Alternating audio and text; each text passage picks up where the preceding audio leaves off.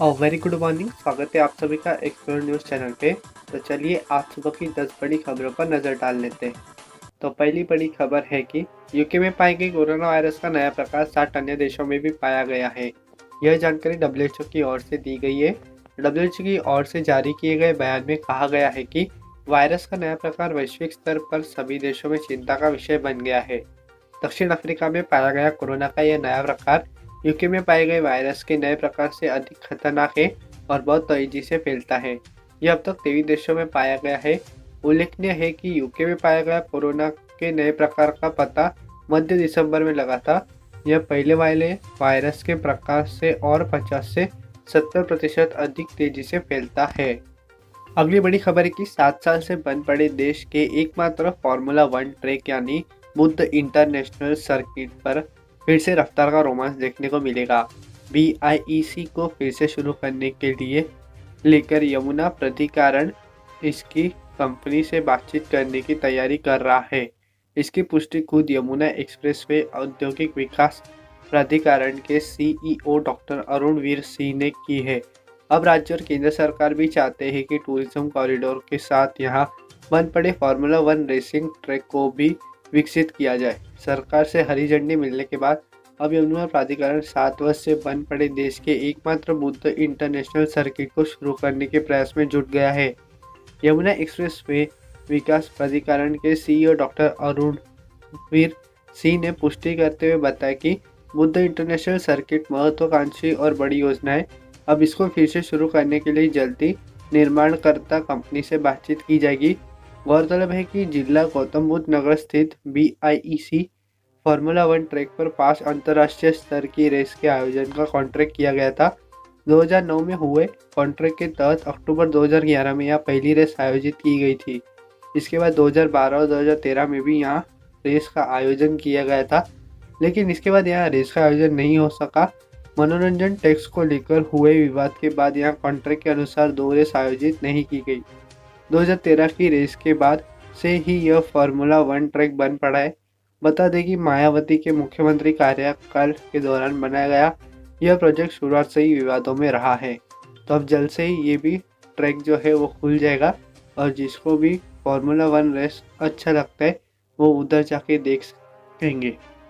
अगली बड़ी खबर है कि देश में कोरोना के लिए टीकाकरण शुरू हो चुका है। वहीं भारत ने अपनी नेबर्स फर्स्ट की नीति पर चलते हुए पड़ोसी देशों भूटान, नेपाल, श्रीलंका, मालदीव, बांग्लादेश, म्यांमार को कोविड वैक्सीन की आपूर्ति करने का ऐलान किया है। भारत सरकार द्वारा कोविशील्ड की 1.5 लाख खुराक की पहली खेप भूटान के लिए रवाना हो चुकी है। वहीं नेपाल में भी कल वैक्सीन की खुराक पहुंच जाएगी। भारत सरकार के एक बयान में कहा गया कि पड़ोसी और अन्य देशों से स्वदेशी वैक्सीन की आपूर्ति के अनुरोध मिले हैं।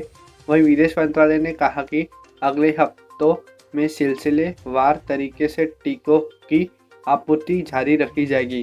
भारत की ओर से नेपाल को कोरोना वैक्सीन की 10 लाख खुराकों की आपूर्ति की जाएगी। नेपाल के स्वास्थ्य मंत्री हृदयेश त्रिपाठी ने इसकी जानकारी दी।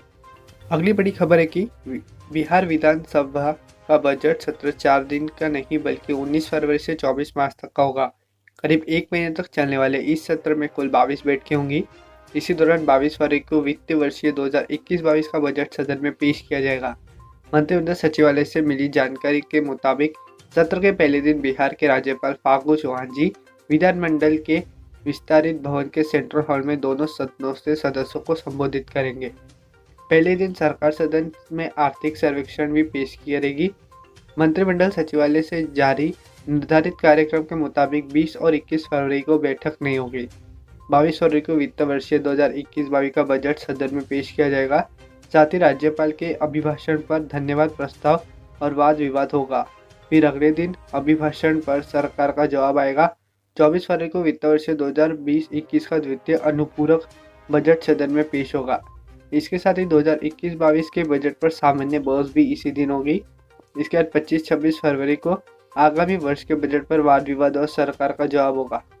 27-28 मार्च को कोई बैठक प्रस्तावित नहीं है।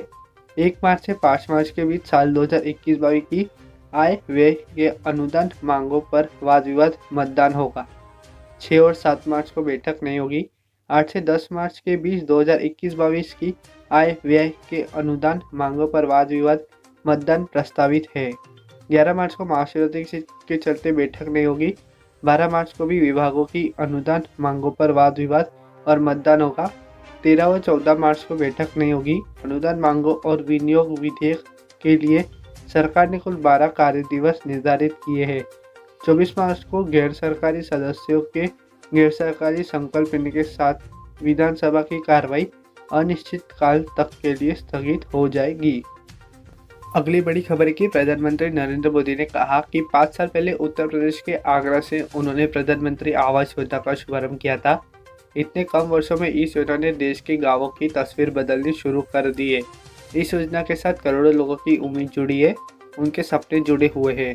प्रधानमंत्री आवास योजना ने गरीब से गरीब को भी यह विश्वास दिलाया कि आज नहीं तो कल मेरा भी अपना घर हो सकता है।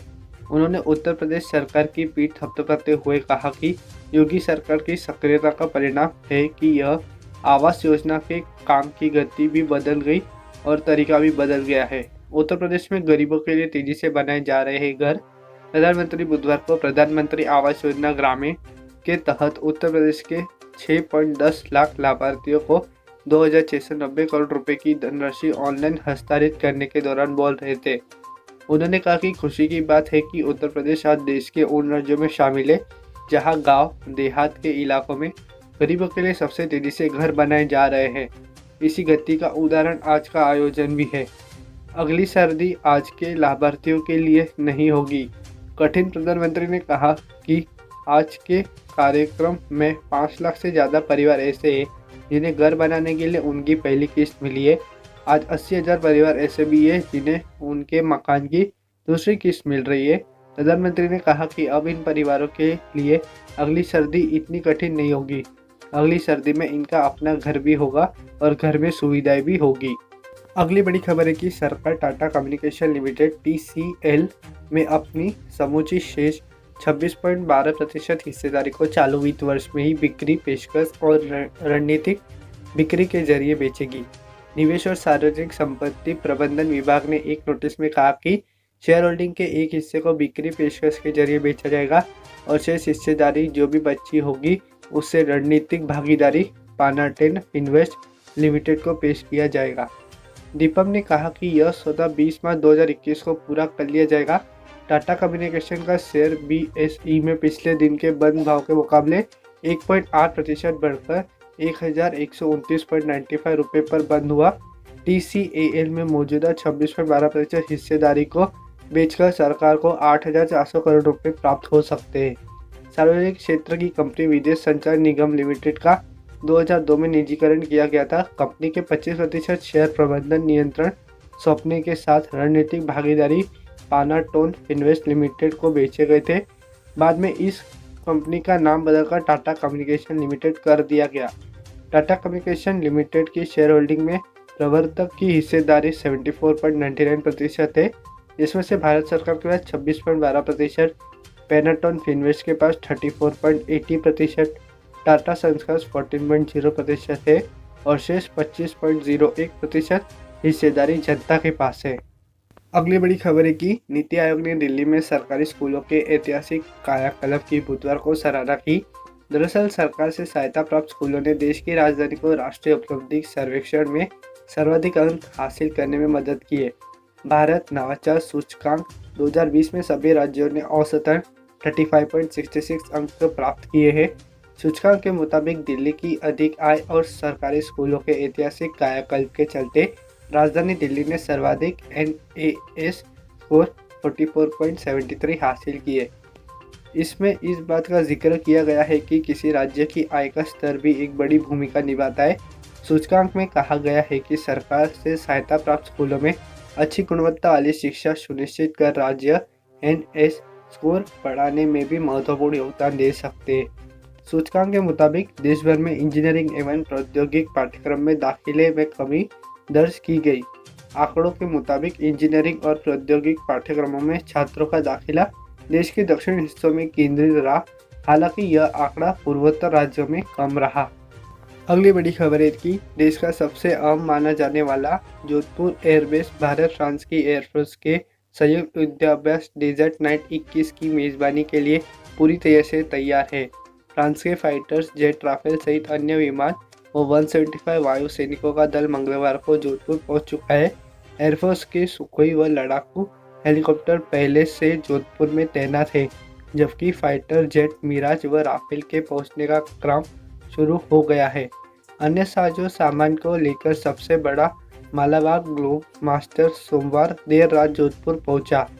गत वर्ष एयरफोर्स में शामिल किए गए फाइटर जेट राफेल की बड़े स्तर पर पहली परीक्षा होगी। दोनों देशों के बीच 2 साल में एक बार होने वाले युद्ध अभ्यास गरुड़ से अलग हटकर होने जा रहा है। डेजर्ट नाइट को अहम माना जा रहा है। इस युद्धाभ्यास के लिए फ्रांस के 4 राफेल के साथ ही multi role tanker Airbus A330, tactical transport विमान A400 और 175 वायु सैनिक हिस्सा लेंगे, जबकि भारत की तरफ से Mirage 2000, Sukhoi, Rafale, flight refueling tanker IL-78, अवाकस सहित कुछ अन्य विमान हिस्सा लेंगे।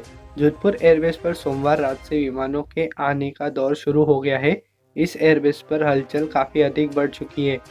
एयरफोर्स में शामिल किए गए फ्रांस निर्मित फाइटर जेट राफेल को भारतीय पायलट पहली बार किसी युद्धाभ्यास में आजमाएंगे।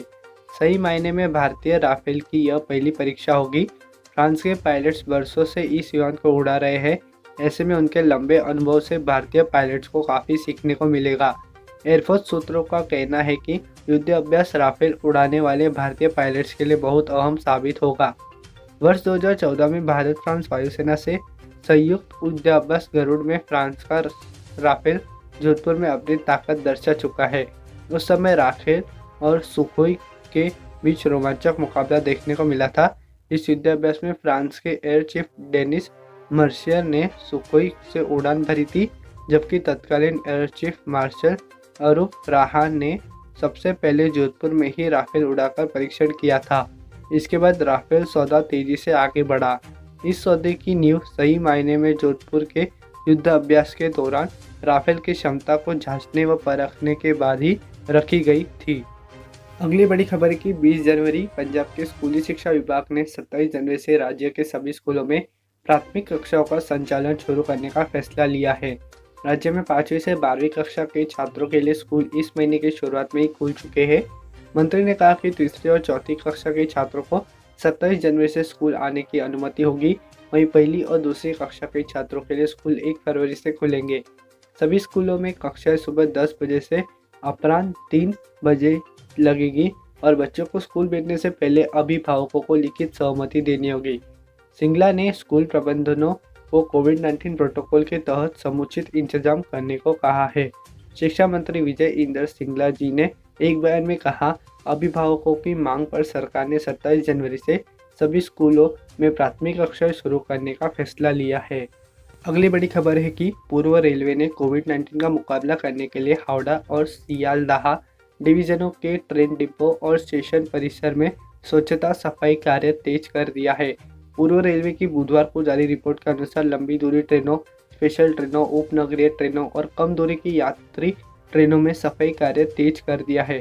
सभी ट्रेनों में सीट, बर्थ सहित सभी टच पॉइंट पूरी तरह साफ किए जा रहे हैं। ऑनबोर्ड हाउसकीपिंग स्टाफ ने वायरस के प्रसार को रोकने के लिए जागरूकता अभियान चलाया जा रहा है। ऑनबोर्ड यात्रियों के बीच कोरोना वायरस के प्रसार रोकने के लिए सभी पर्दे हटा दिए गए और सेवाओं से कंबल हटा दिए गए हैं। हावड़ा और सियालदह डिवीजनों के स्टेशन परिसर में प्लेटफॉर्म, यूरिनल, शौचालय, concert, waiting room, ticket booking क्षेत्र, ट्रैक वाटर वेटिंग पॉइंट और यात्री इंटरफेस क्षेत्र की सफाई की आवृत्ति बढ़ाई गई है। प्लेटफॉर्मों, पटरियों और आसपास के क्षेत्रों की मशीनीकृत सफाई नियमित रूप से की जा रही है। वायरस प्रसार रोकने के लिए प्लेटफॉर्म का सैनिटेशन भी किया जा रहा है। पूर्वी रेलवे ने यात्रियों से मास्क पहनने, हैंड सैनिटाइजर रखने और शारीरिक दूरी बनाए रखने हुए ट्रेन यात्रा का अनुरोध किया है। इसी के साथ आज की हमारी 10 बड़ी खबरें समाप्त होती है। अगर वीडियो पसंद आया हो लाइक कीजिए, शेयर कीजिए, सब्सक्राइब कीजिए और बेल आइकन दबाइए तो रोज़ाना आपको हमारी तरफ से अपडेट्स मिलते रहेंगे। आपका हमसे जुड़ने के लिए तहे दिल से बहुत बहुत धन्यवाद।